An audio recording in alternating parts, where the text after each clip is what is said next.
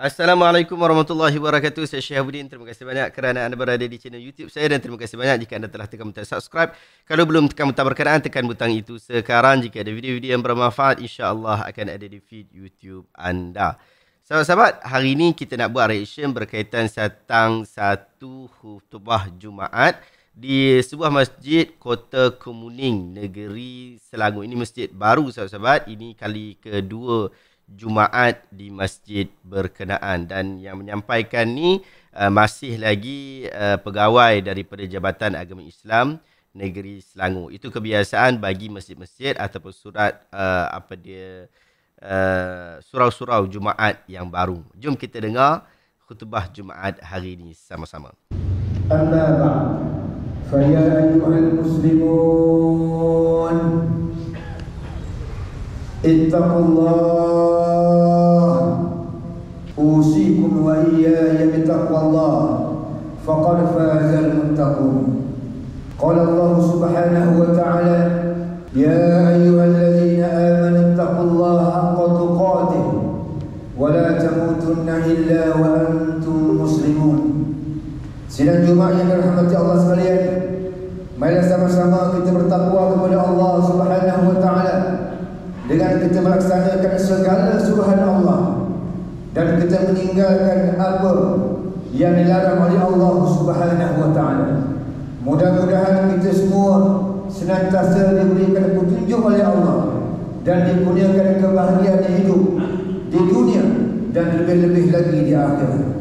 Khutbah kita pada hari ini bertajuk kewajipan mengundi. Kewajipan mengundi tajuk dia. Hadirin sekalian, dalam sistem politik hari ini, konsep khalifah dan pilihan raya, syariat memberikan hak saksama kepada rakyat memilih pemimpin. Penyertaan pilihan raya itu sendiri merupakan suatu kewajipan.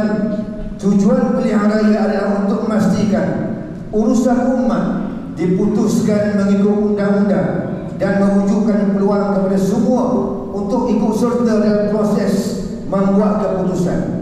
Sistem demokrasi itu sendiri adalah timbul daripada prinsip syura, seperti mana firman Allah Subhanahu wa taala dalam surah Asy-Syura ayat 38, wa amruhum syura bainahum, dan urusan mereka dijalankan secara bermesyuarat sesama mereka. Disebabkan penyertaan umat secara keseluruhan tidaklah praktikal, maka dilaksanakan konsep perwakilan, iaitu memilih wakil di Dewan Undangan Negeri dan juga Dewan Rakyat ataupun Parlimen. Manakala Parlimen bertanggungjawab mentadbir negara, sistem perwakilan ini adalah diterima syarak berdasarkan sunnah Nabi SAW secara qauliyah, yakni perkataan, dan juga fi'liyah, yakni perbuatan. Umat Islam mesti memilih wakil mereka yang akan melaksanakan kuasa politik. Mesti ada kemestian, kewajipan. Adalah kumpulan majoriti di negara ini. Di pundaknya adalah kuasa bagi menyerahkan kuasa politik kepada individu Islam atau golongan dalam masyarakat yang diyakini akan menjaga agama Islam dan juga umat Islam. Maka hak memilih pemimpin adalah kewajipan agama. Esok adalah hari mengundi. Beberapa nasihat syarak kepada para pemilih seperti berikut. Yang pertamanya, setiap rakyat Malaysia yang telah cukup umur untuk mengundi wajib memainkan peranannya dengan keluar mengundi. Wajib Dewan Parlimen memiliki kuasa bagi menentukan ketetapan dalam pelbagai masalah. Oleh itu, pastikan wakil yang kita pilih dan juga pangkah ialah calon yang bermanfaat bagi kebaikan kita dan menjauhkan kita daripada pelbagai bahaya yang akan menimpa atau kerosakan yang mungkin berlaku kepada diri, agama dan juga negara. Untuk itu, kita mesti mengangkat orang-orang yang berkelayakan yang akan membuat ketetapan demi menjamin kemaslahatan dan mengelakkan kerosakan, seperti mana kaedah fiqh darul mafasid muqaddamun ala jalbil masalih. Menolak kemudaratan itu lebih utama daripada mendapatkan masalah. Nasihat yang kedua, pengundi wajib memilih orang yang memiliki kelayakan iman, ilmu dan juga akhlak. Apatah lagi, pengundian merupakan persaksian yang akan dipertanggungjawabkan di hari akhirat. Itu tanggungjawab yang berat. Firman Allah Subhanahu wa taala dalam surah Al-Talaq ayat 2, wa aqimus syahadata lillah, dan hendaklah kamu yang menjadi saksi menyempurnakan persaksian itu kerana Allah semata-mata. Dan yang ketiga ialah tidak memilih calon yang mewakili parlimen seorang muslim yang memiliki sifat melakukan maksiat secara terang-terangan, memusuhi Allah, memusuhi Rasul dan juga orang-orang yang beriman. Hadirin sekalian, ada beberapa kaedah memilih wakil. Yang pertama, memilih orang yang paling berkelayakan menurut Islam ialah yang paling bertakwa dan mampu memikul tanggungjawab bagi rakyat, komitmen dengan kewajiban agama dan meninggalkan perkara-perkara yang diharapkan oleh Allah Subhanahu wa taala. Kaedah yang kedua, memilih orang yang paling ringan bahayanya di antara dua orang yang berbahaya, sesuai dengan kaedah fiqh yang menegaskan idza ta'arada mafsadatan ru'iya 'azamuhuma dararan bi irtikabi akhafihima. Apabila bertempunya dua mafsadah, yakni dua kerosakan, maka dipelihara yang ditolak mudarat yang paling besar dengan melakukan mudarat yang lebih ringan. Kaedah yang ketiga, seorang pengundi tidak boleh mengubah pilihannya daripada memilih calon yang lebih layak kepada calon yang kurang layak dengan dorongan fanatisme, hubungan keluarga ataupun kepentingan tertentu. Sekiranya ini dilakukan, berarti dia mengkhianati Allah dan juga mengkhianati Rasulullah sallallahu alaihi wasallam. Seorang pemimpin Islam wajib sentiasa berjuang membela rakyat, sentiasa membahagiakan rakyat dan mengurus mereka dengan lemah lembut, senantiasa bersikap adil dan kasih sayang kepada rakyatnya. Dia hendaklah menjadi pelindung dan pembela rakyat yang lemah dan sentiasa memimpin rakyat ke jalan kebenaran dan menegakkan sunnah Rasulullah sallallahu alaihi wasallam. Kezaliman pemimpin akan membinasakan rakyat. Apabila pemimpin tidak amanah, dia akan membinasakan orang ramai. Seperti mana hadis daripada Abu Hurairah radhiyallahu anhu bahawa baginda sallallahu alaihi wasallam pernah bersabda, "Iza rusida al-amru ila wali ahli fantazis sa'ah." Apabila diserahkan urusan kepada orang yang bukan ahlinya, maka tunggulah berlakunya kiamat. Hakikatnya, jika dilantik pemimpin yang zalim, bukan sahaja pemimpin itu yang akan dipertanggungjawabkan, tetapi rakyat yang membuat pilihan dan mandat juga akan ditanya dan persoalkan kenapa tugas kepimpinan itu diberikan kepada mereka yang tidak jujur dan juga tidak amanah. Menurut Hasan al-Basri rahimahullah, imam yang adil sebagai penegak tiap-tiap yang condong, memperbaiki tiap-tiap yang rosak, menguatkan tiap-tiap yang lemah, membela tiap-tiap yang teraniaya dan melindungi tiap-tiap yang susah. Pemimpin mestilah adil dan tidak fasik, dan dipilih daripada orang yang mempunyai sejarah hidup dan akhlak yang sangat baik. Mereka mestilah orang yang berilmu dan berpengetahuan tentang syariat Allah Subhanahu wa taala. Mereka juga sepatutnya boleh berjihad kerana Allah Subhanahu wa taala.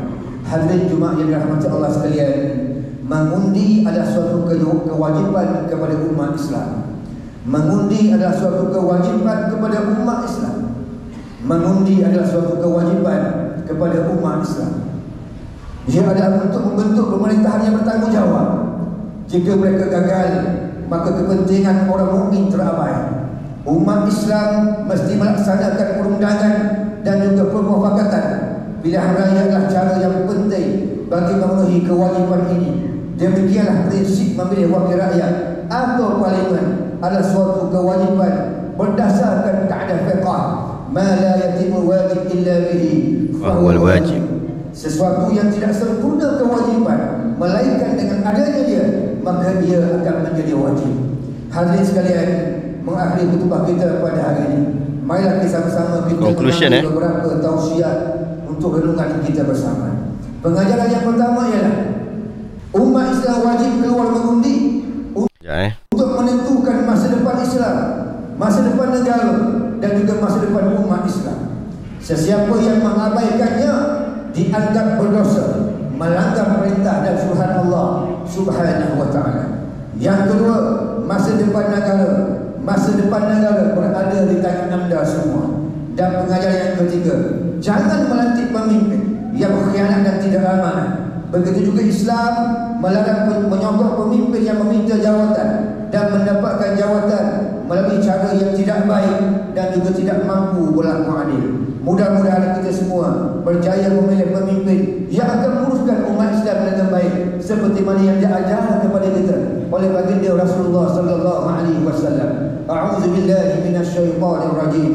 Wa'iddu lahum mastata'tum min quwwatin wa min ribatil khail turhibuna bi aduwallahi wa aduwwakum wa akharina min dunihim la ta'lamunahum Allah ya'lamuhum wa ma tunfiqu min shay'in fi sabilillah yuwaffa ilaykum wa antum la tuzlamun. Dan sediakanlah untuk menentang mereka, yakni musuh yang mencerobohi segala jenis kekuatan yang dapat kamu sediakan, dan dari pasukan-pasukan berkuda yang lengkap sedia untuk menggerunkan dengan persediaan itu musuh Allah dan musuh kamu serta musuh-musuh yang lain daripada mereka yang kamu tidak mengetahuinya, sedangkan Allah mengetahuinya. Dan apa saja yang kamu belanjakan pada jalan Allah akan disempurnakan balasannya kepada kamu, dan kamu tidak akan dizalimi.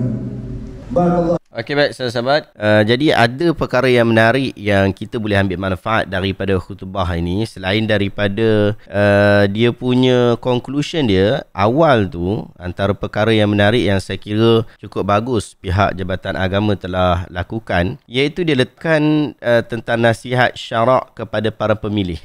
Yang ni. Yang pertama, setiap rakyat Malaysia yang telah cukup umur untuk mengundi wajib memainkan peranan. Wajib dia buat pilihan. Tak kiralah ada orang yang bagus, pemimpin yang bagus atau pemimpin yang tak bagus. Kalau ada pemimpin yang bagus, kita memilih di antara dua jenis pemimpin. Kita memilih yang terbaik pada yang terbaik. Tapi kalau tidak ada yang terbaik berbanding yang terbaik, kita cari yang kurang buruk berbanding yang buruk-buruk. Tetapi apa-apa sekalipun, kewajipan kita adalah untuk membuang undi pada 19 November 2022. Kemudian dibawa lagi yang kedua, pengundi wajib memilih orang yang memiliki keimanan kepada Allah, berilmu, berakhlak dan beramal soleh. Ini kriteria yang diberikan cadangan, diberikan nasihat oleh pihak Jabatan Agama untuk kita memilihnya. Sebab kita tak mahu kita pilih pemimpin yang korup, pemimpin yang tidak beramanah. Kemudian disebut lagi yang ketiga, tidak memilih calon yang mewakili parlimen dari kalangan orang Islam yang